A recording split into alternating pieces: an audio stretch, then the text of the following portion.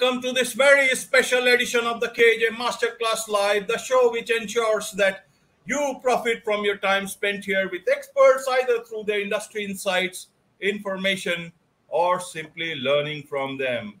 And today we have Marc Pollock. He's an entrepreneur and he's the author of Curious Avatar, Exploring Reality, Spiritual Energy, Personal Transformation, and the Meaning of Life. He is an incessant spiritual adventurer. Welcome to the show, Marc.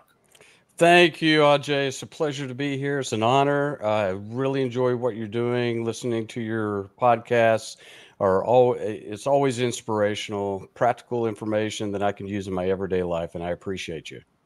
Thank you so much, Marc. Thank you so much. And we are talking about something very, very special, about questions which everybody has, but very few think, dare to ponder about. And that is where the issues of life get created. That, we keep on running about something else, and and life wants something else from us. In terms of understanding from your questions about life, why I am here, why life is so hard, how can I stem the cycle of misery and live a fulfilling life? All these questions, how exactly did you enter into this sort of a realm, Marc? That would be interesting to know from you. And then we'll come to your book. You bet, Ajay. I got into, I wrote this book. Well, my journey just originated out of sheer desperation, basically. Like a lot of folks, I had a really kind of a tough childhood, abuse, abandonment, poverty, homelessness. And by the time I got into my early 20s, I was just an absolute mess. I had mental health issues. I had physical issues. I'd come out of a cycle of poverty, wasn't sure how to get out of that. And I just kind of got to the place where there was nowhere to go but up. I hit rock bottom, and I decided I'm going to chart my own philosophy. I'm going to chart my own ideology, and I'm going to try to figure out if there's a rhyme or reason to this life, how to use this life to better myself, to accomplish what I want to accomplish, to achieve my dreams. And so I started a long, arduous, step-by-step process that took many years. But in that span, I basically just created a view of reality that answered all of my questions, all the big questions anyway, as to why I'm here, what the purpose is. How can I got myself out of poverty into extreme abundance. I've got my mental health issues evaporated, my physical issues evaporated. And so I wrote a book, Curious Avatar, basically kind of chronicling my journey through that process and the how I think about life, and hopefully it's helpful to folks. And it ended up I had a marketing agency for 25 years. Sold that in 2019, but that I started and ran with my wife and partner, and was very successful. And just all the lessons along the way basically led to where I am today. And now I really want to kind of share this information with anybody that perhaps it would be helpful for. Right. Those are great questions that you asked yourself, and that is why you are here in front of me. We are talking about this. These were almost the same questions that Gautam Buddha asked a long, long time ago. And that set him out into that path of finding the answers for this. And today is another time, another day, So to understand from you, a lot of people globally have problems in their life. They have difficulties in their life. Very, very few of them, even on podcasts, I have not come across people talking about life in this aspect, looking at life, what life is all about, why I'm here. They ask it, but not in that sense. And that is where, the concept of this your book called Curious Avatar. In India, we call it avatar, and we are all very familiar with this word, and we pronounce it in our own way. So tell us about what is your book about your kind of avatar. How do you look at, about the life, love, and the nature of soul? How do you put all this together with the word called avatar? How does it work there? What exactly is avatar according to you, or avatar as they call it in English down there in Yeah, the Western? great question. We'll just dive right in. Listen, you know, your podcast is what, 5 hours, 6 hours? Because we're going to need all of it to explain all this. But no, just kidding. What we'll do is I'll basically kind of go over a basic framework of what I discovered is kind of the nature of reality, humanity's role in humanity, in the nature of reality, and then we'll just go from there. Because I know that you have a lot of guests that are business oriented. I came out of the business world. And one thing I learned was that everything in this material reality is awash in creative energy.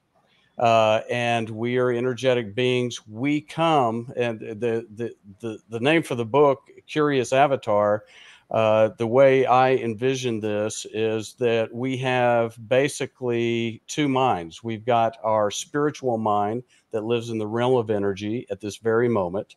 And when we die, we go back to this spiritual entity, the spiritual mind, prepare for the next life, and so on.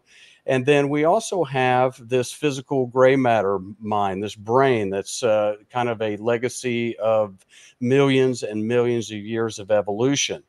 So our goal in every life is to evolve our biological self to become a more pure conduit to spiritual energy, so that we can actualize ourselves in every lifetime. So there's a dichotomy in place. So we have our spiritual self, which is our true self, and we have every lifetime incarnation that basically we use to further refine our link to that spiritual self. And the core component to this is creative energy. So everything is awash in this creative energy, and as a matter of fact, we're channeling creative energy every moment of every day. And the first thing you have to understand about this creative energy, and the first thing that I discovered that was instrumental in my growth and my trajectory out of poverty into abundance, was to understand that this creative energy is agnostic. It doesn't care what it creates. It can create wealth. It can create poverty. It can create misery. It can create joy. The determinant factor is how we process through this energy through our physical form and through our biological brains. So to the extent that our mind is synced up to our spiritual mind, our biological mind is synced up to our spiritual mind, that flow of energy comes through and it produces all the positive things that we enjoy in life: love, abundance, joy, prosperity. And to the extent that we experience the pain of life, it is due to the fact that our biological brain has just not evolved in that place. Or we've got all this energy from legacy energy from our childhood, or maybe from past lives, that is held in our DNA, in our physical form, in our subconscious, that serves as roadblocks to processing pure energy from our spiritual mind. Now, creative energy, like I said, it will create whatever you want. It's like the bricks and mortar of reality. we are creating reality every moment of every day. So what I discovered was if I can control my mind, then I can also control what frequency of energy I'm funneling into my world through my physical form. And that was instrumental to me being able to do what I've done with my life. By all accounts, I shouldn't have accomplished what I accomplished in my life, given from where I came from. And, people ask me all the time, like, how did you get from A to B? How did you get from just a really horrible situation, mental health problems, depression, anxiety, dissociative disorders, physical problems, poverty, to where you are today? And it was a long, hard process, but that process involved basically examining my mind, examining where low frequency energy is stored within my being, my subconscious, my physical being, my DNA, and then alchemizing that, raising the frequency so that I can then use that to process energy of a higher frequency into life to accomplish what I want to accomplish, to achieve my dreams. So that is kind of the broad picture of what I discovered, and you can a couple of good examples might be. I mean, we all know people that are extremely prosperous financially, right?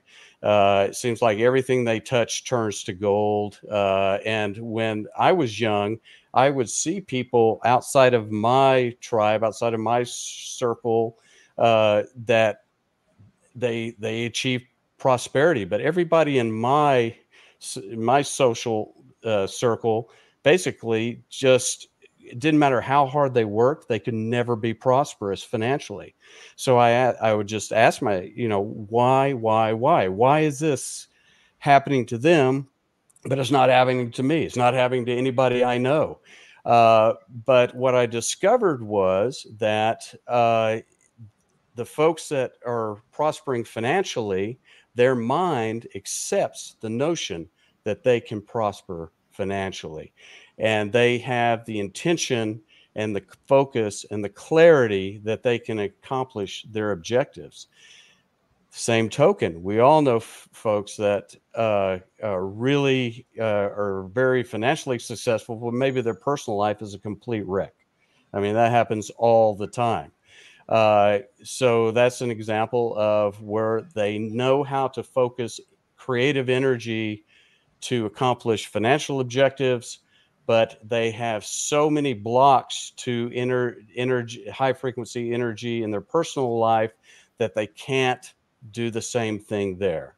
So our goal in life, the objective of humanity, as I see it, is to use this lifetime, every lifetime, to learn, to grow, to learn the lessons that are embedded within each lifetime. And if you have a hard upbringing that causes lots of roadblocks in your life, there's always a jewel, there's a diamond within all of that hardship that represents a lesson that we need to learn. A lesson that we need to learn in order to clear our karma, to clear our minds, to clear the channel to receiving higher frequency energy from our spiritual selves. Now, a lot of this sounds kind of woo-woo, I know, to a lot of folks, but what I came from a kind of a fundamentalist Christian background, very much a fundamentalist Christian background, very rigid ideologically. So I got to the point in my early 20s where I just abandoned all of that. I just threw it in the trash and I said, I'm going to chart my own path. I'm going to learn how life works from my own basis. So unless it resonates with me, unless I can use information to affect real change in my life, I just discarded it. And if I did find a philosophy, whether it was Eastern philosophy or religion or science, quantum physics, even Judaism, Christianity. I would take any information that I felt like was applicable to my life, and I would use it to affect change. And if it did, great, I would keep it and integrate it into my practice. And if it didn't, I would just release it back to the universe and move on down the road. So as a result, when standing here at 62 years old, I have an ideological framework that resonates with my mind, my heart, and my soul. And it doesn't mean I'm finished learning. I learned every day, and the nature of our material reality is fundamentally evolutionary. So just as maybe biologically we're evolving, our planet's evolving, our solar system is evolving, also our spirit is evolving. So we have to allow for that at all times. So when new information comes in, I take it in, I try it in my life, even today. And if it eclipses a belief system that I have and provides better insight and better practical application for my life, I bring it on and I use it. And the problem with a lot of religions are that they're static in orientation. So they're anchored to some writing that was, that's 2,000 years old. Meanwhile, spiritual evolution has just launched past it, and it just creates tension at that point. So we have to release our ideologies so that we can accept new emerging thoughts and energies so that we can apply that to our life to accomplish what we want to accomplish.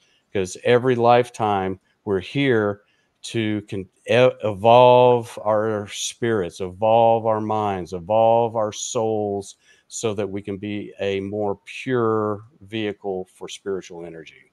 And that's what I discovered. And when I use it in my own life, miraculous things happen. It's just incredible.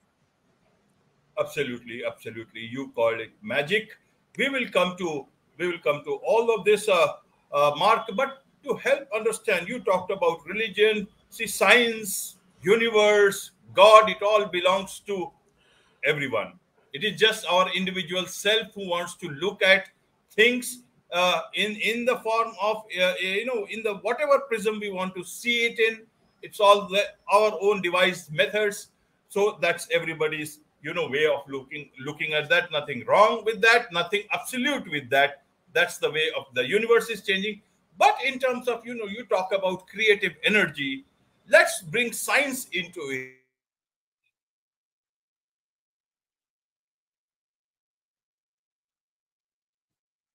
Right. From one form to another. How do you put those creative energy part? Can I create something, something new, sort of an energy? Where do I bring that energy from if it cannot be created? Is there a different way, or is it out of my mind? How does it work for me? Bring instances from your book that you have mentioned about this, so that it becomes relatable, the energy part as well as the curious avatar part that You, can come you together. know what? That's a great question, Ajay, and a great observation from Albert Einstein. And what I've discovered in my life, I'm going to qualify this to say to anybody that's listening to this, uh, everything in my book, everything we're talking about here, this is what works for me. It may or may not work for anybody else. I think it's applicable for a lot of people, but I'm not a doctor. I'm not a professor. I'm just a guy. I'm a guy who had a hard scrap life, who just determined that I'm going to figure this out for myself. Okay, so uh, so uh, I'm not a PhD in physics, but what I can tell you from my experience is that this conservation of energy that you described is it's a real phenomenon, and I think that comes into play when we start talking about karma. when we start talking about reincarnation, because when you bring an energy, and I'll answer the second part of that question here in just a minute. But when we funnel or channel energy into this physical realm, creative energy, it can be a high frequency energy or it can be a low frequency energy. But there's karmic impact to both, right? So if we are funneling low frequency energy, and if we are just not learning the lessons that we're supposed to learn in this lifetime, if we're doing harm rather than good, if we're perpetuating misery instead of love, that energy doesn't just go away when we meet our demise, when we die. It doesn't. And it can't, according to Albert Einstein. So in my way of looking at it, and what I've discovered is that this energy, when you die, it just goes into the realm of energy and spirit with your spiritual self, your spiritual mind. Karma cannot be burned up or used in a energetic realm. It can only, it's action oriented, right? It's from our actions, so it can only be applied to this physical realm. So that stuff is a hangover that comes into play in your next incarnation. As far as channeling energy, it's everything is energetic, right? We are communicating at all times with absolutely everybody that we come in contact with, and everything. So I've become a firm believer in panpsychism. In other words, everything emits energy, and I think as science continues to evolve, scientists, physicists are seeing that in real time, that there is an actual energetic interplay even with inanimate objects. So we live awashed in energy at all times. Now, this energy is circulating all over the place. Say somebody you meet at the side, on the street, you know, screams at you for whatever reason, or and just hits you with negative energy. Well, that energy is coming into your existence, and you have to determine what you're going to do with that energy. You can either take that energy in and throw negative energy right back at them, which is a compounding uh, thing. So it compounds the negative energy, or you can take that negative energy in and you can look at that person as you very accurately described a minute ago, that we're all interconnected. We are all part of this same material system, and you can look at that person as an evolving entity, the same as you, that has maybe had a bad day or just needs a little bit of love, and you can take it, and instead of using it to affect your life in a negative way, you can transmute that energy into a higher frequency and just send it back to them in the form of love or empathy or caring. Just it's our responsibility to, just deal with this in a conscious way. And if you don't, then there's karmic legacies associated with the negative energy that's coming in, that then you're storing. Maybe you're tamping it down and you're raging, all day because of that confrontation, and your life is impacted negatively as a result of that. And, so we have to make a conscious decision about what we do with energy that we're faced with, and also what kind of energy we want to be putting out into the world. So one of the cornerstones in this process is just simple awareness.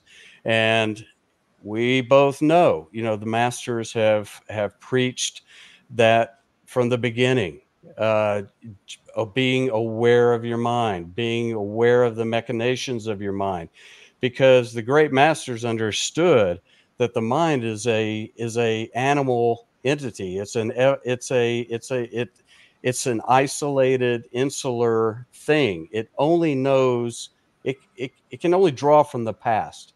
It only, and left to its own devices, it will just take care of itself. It will become egotistic. It will become self-oriented. So we have to be aware of what our brain is doing at the same time we're trying to process information that's coming and going in our lives. Absolutely. Hopefully that made sense. Yes, yes, it indeed makes a lot of sense, you know, Mark, except that this topic is so vast and it's It almost is like big. as expanding as the universe. So you talked about harnessing the power of universe to bring abundance in our life. How does that work? Where does universe come into our picture when we are not doing good or not, not good or bad or whatever it is in our life? Because if we earn Yeah. money, we have wealth, we don't give credit to the universe. We never give credit to even God. We just think it Sure. is our brains, our mind. We are so great. So tell us about this. And when you are not doing so well, how does universe comes into the picture? How does it work? And how can I connect with the universe that you talk about? Harness the power of the universe to bring abundance into my life. That is what a lot of people would be interested in. That is what the topic of the discussion is actually about. Yeah. And again, that's a really expansive topic. But I think the cornerstone of that is just understanding the nature of how your mind is oriented to your spirit.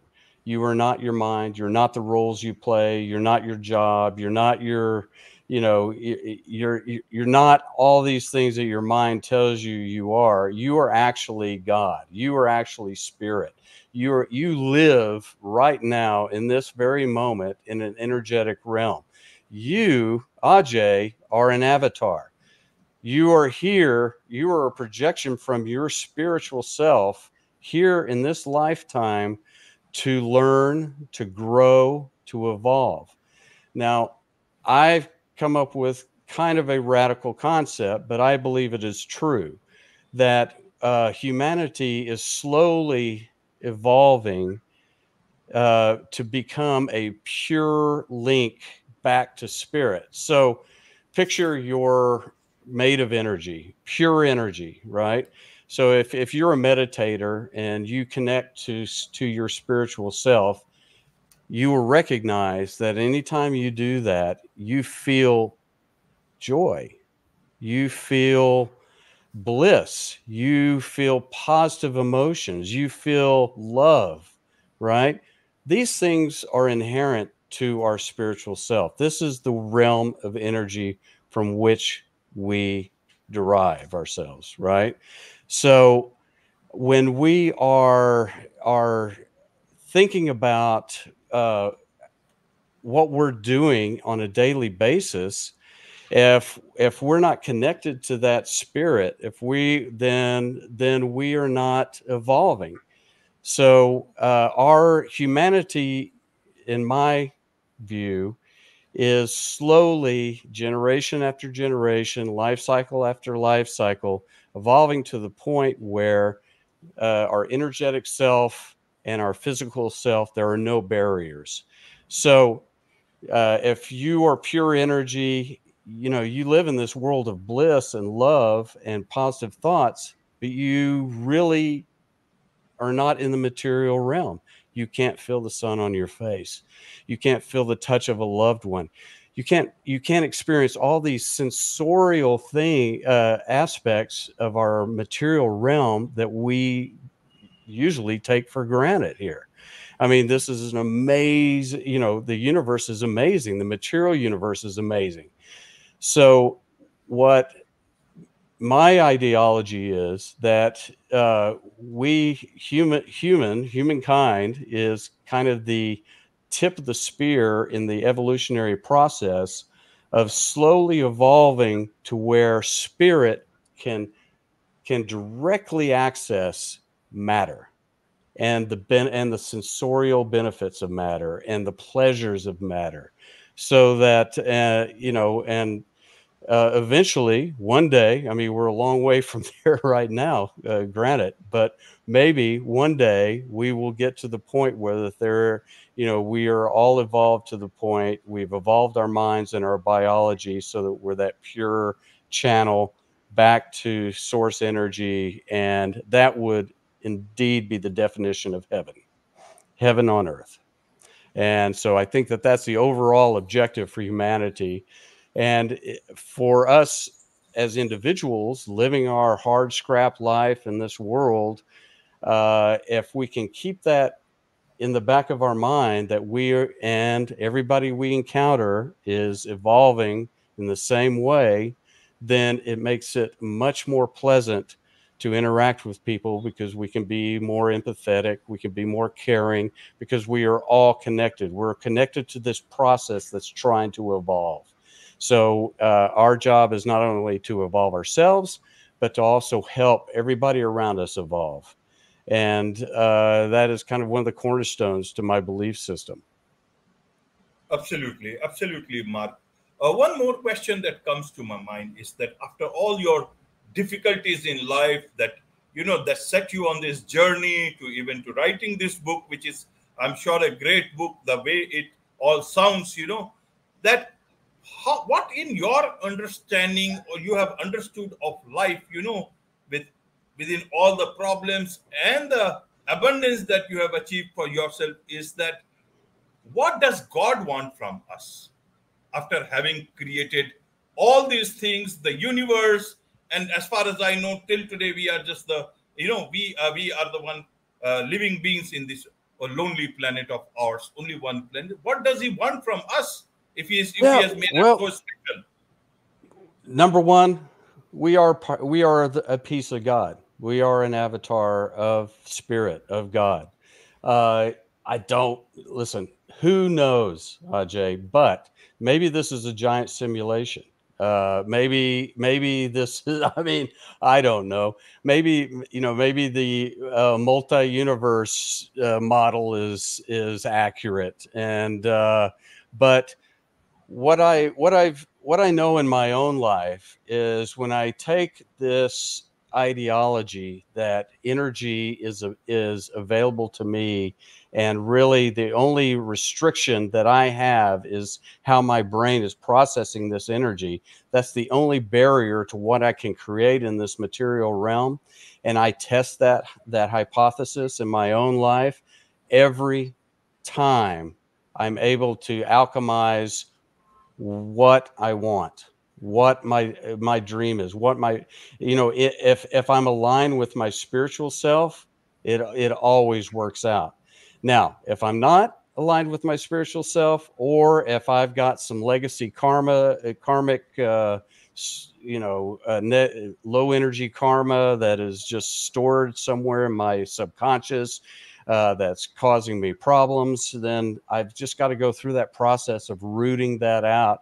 I go through kind of steps to do that in the book, and a lot of it just requires taking radical responsibility for your own life, not blaming anybody else for anything, but understanding that you're responsible for how you are processing all information in this lifetime. That's really the key, is just understanding yourself, becoming aware, taking a look at how your mind is processing the energy that's coming in. And then when you're able to do that, you can then clearly focus it where you want to focus it. And in the book, I go through some kind of step-by-step ways to do that, and that have worked for me. There's lots of masters that have similar and other ways that work for them. But the point is that don't take my word for it. Don't take your word for it. Don't take anybody's word for it. You have to work this process out for yourself, because spiritual evolution is by its very nature a personal thing. So you have to work out what is working for you, and then move forward on that basis. Don't take anybody else's word for it. Work it out for yourself. Absolutely, work it out for yourself. So, who is this book for? This book is an introduction to anybody who kind of came from where I came from, like with hard childhood, with a lot of legacy negative energy that's controlling and ruling their lives, where they just cannot manifest their dreams and desires and passions. They can't figure out how to do it, how to get out of these negative energy cycles. And so this book is for maybe somebody that is coming out of a conventional religious environment that is just not working for them, and they're open to exploring different ways of thinking about life and the world around them, and basically just kind of using a little bit of my life as an example, but just step by step what I did, what worked for me, may work for you. It may work for somebody else, and I hope it does. But that's the book is for somebody who's searching for the answers, searching for information to kind of dig themselves out of the hole that they're in.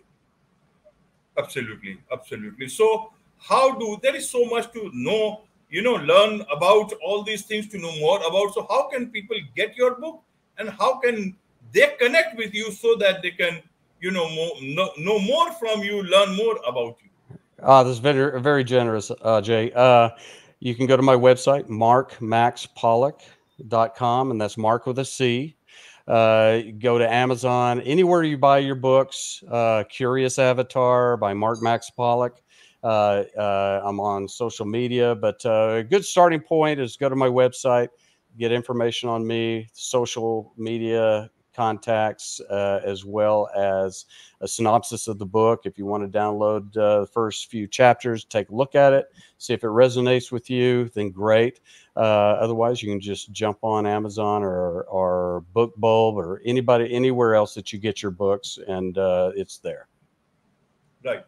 My last question to you, Mark, is that after having gone through this journey of life, and after understanding the way universe works, the way mind works, the way energy works, what is it that you now seek for? What is it that you search for, or is your search over for this lifetime?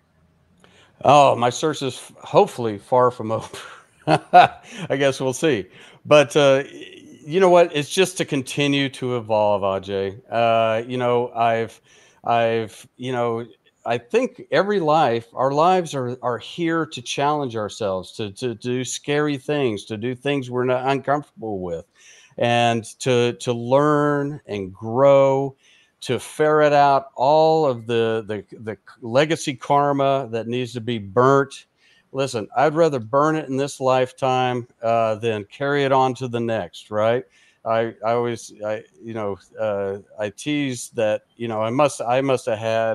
I must have been a real ass in some previous lives because I had some negative karma to burn, baby. So, but the point is just, try to evolve, if you set that as your intention, then your life, your spirit will give you the tools, and it will show you where you need to grow. It will show you where this negative karma needs to be, burrowed out of your subconscious, brought into the light, and dealt with. And just step by step, I'm going to continue growing and evolving, and so that I can take a more pure version of myself into my next life. Things like, I sold we sold our company in 2019. We were fortunate enough to do that. So now I'm embarking on the life of a writer, an author, and teacher. And it's exhilarating. It's really, my passion, and I'm honored and privileged to have the opportunity to do it. So I'll continue to do that. Wonderful, wonderful. On this note, it's a wrap on this very special edition of the KAJ Masterclass Live. Thank you so much indeed for joining us. Bless you, Ajay. Thank you so much.